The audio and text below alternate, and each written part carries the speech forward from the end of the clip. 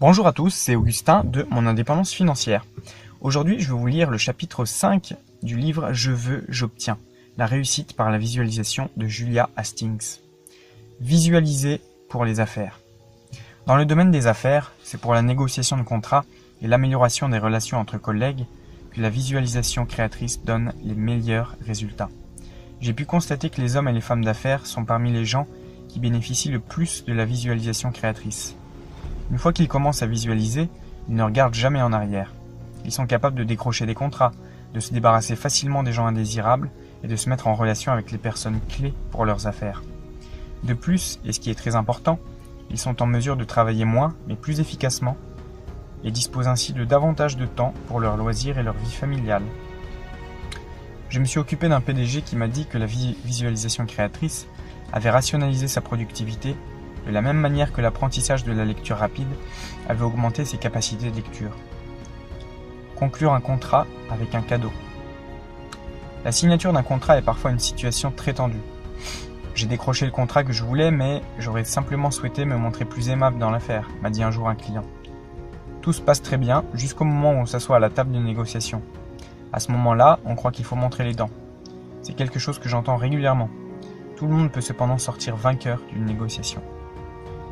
Imaginez qu'on offre un cadeau avant de s'asseoir à la table de négociation. A pour effet, et c'est troublant, que le contrat soit signé dans le calme et sans accroc. Détendez-vous, fermez les yeux et imaginez que vous offrez un cadeau à toutes les personnes impliquées dans la négociation. Il est important que vous donniez à chaque personne le cadeau qu'elle souhaite vraiment et non pas celui que vous décidez, vous, de lui offrir. Peu importe comment vous enveloppez vos cadeaux imaginaires. Il peut s'agir d'énormes paquets soigneusement enrubannés ou de boîtes minuscules qui contiennent quelque chose de précieux. Dans votre imagination, donnez son cadeau à chaque personne et voyez leur visage rayonner de plaisir quand elles défont leur paquet. Voyez-les vous regarder, vous remercier et sachez qu'elles sont sincères. Acceptez maintenant les cadeaux imaginaires que ces personnes vous font.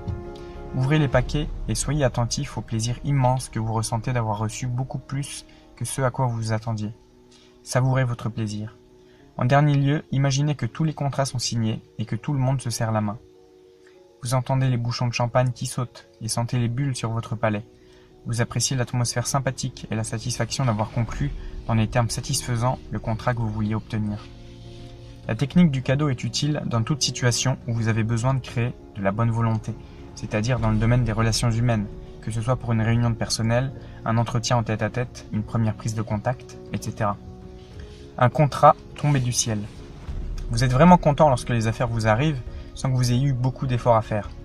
C'est une image dont vous pouvez vous servir en visualisation. Admettons que vous vouliez obtenir un contrat. Que ressentiriez-vous si le contrat que vous convoitez vous tombait du ciel déjà signé? Vous seriez étonné, ce serait trop beau pour être vrai. Les choses ne se passent jamais comme ça. Mais dans votre imagination, c'est possible.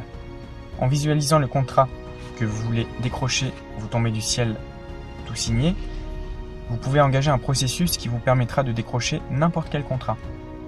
Installez-vous confortablement et détendez-vous. Fermez les yeux et imaginez que vous êtes assis sur une chaise. Sentez que vous avez quelque chose dans les mains. Regardez toujours dans votre imagination et constatez que vous tenez le contrat que vous attendiez et qu'il est tout prêt avec signature et tampon. Ressentez l'étonnement que vous ressentiriez naturellement si cela se produisait. Maintenez cette sensation. Cette technique est rapide, facile et puissante. Recommencez 3 fois de suite. Puis arrêtez votre visualisation et affirmez « Le contrat que je voulais est signé et tout a marché comme sur des roulettes. C'est incroyable. » Agissez maintenant comme si vous veniez de signer le contrat que vous souhaitez décrocher. Trouvez une épingle dans une botte de foin. Il y a peut-être une raison pour laquelle l'affaire que vous souhaitez conclure n'aboutit pas. C'est une situation très fréquente en affaires. Les négociations calent au moment même où les choses sont sur le point d'aboutir. Ceci peut se produire dans n'importe quel cas de figure, la vente d'une maison ou d'une négociation complexe.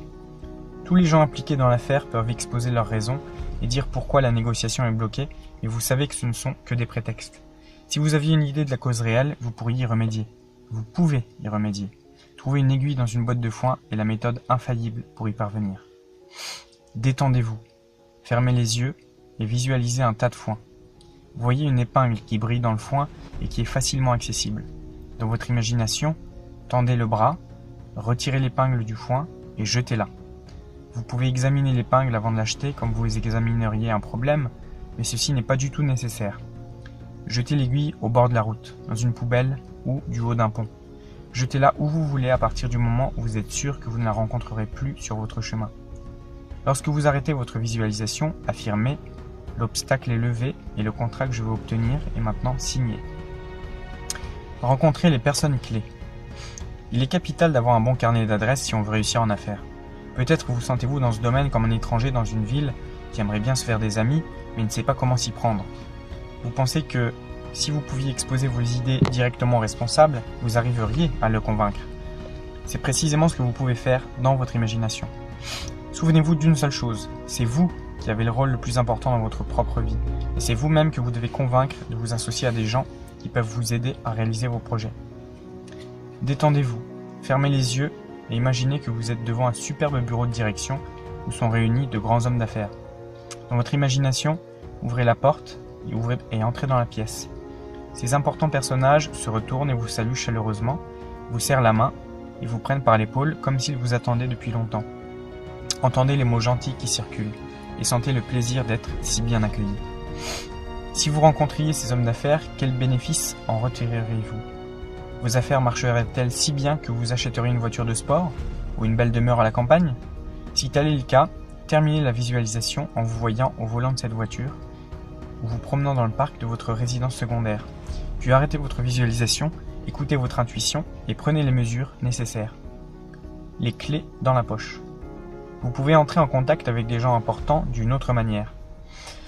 Détendez-vous et visualisez-vous en train de rejoindre un groupe de gens, par exemple à une réunion d'affaires, à un dîner, au concert ou tout simplement au marché. Vous voyez les gens se tourner vers vous l'un après l'autre, vous saluer chaleureusement et vous remettre une grosse clé dorée. Regardez la clé, elle est en or et voyez comme elle brille dans votre main. Puis mettez-la dans votre poche.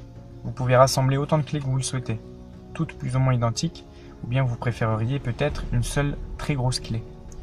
Sentez votre grosse clé ou votre trousseau de clés dans la poche. En dernier lieu, visualisez ce que vous apportent vos clés. Est-ce un voyage? Est-ce l'aménagement de votre maison? Visualisez-vous dans le scénario que votre clé vous permettrait de vivre. Puis cessez votre visualisation et affirmez « Je connais tellement de personnes clés que rien ne peut m'arrêter ». Voilà, j'espère que ce chapitre-ci vous aura plu. Le lien du livre est dans la description si vous le cherchez. Voilà, et je vous dis à bientôt pour une nouvelle vidéo. N'hésitez pas à liker, commenter et partager. Ciao.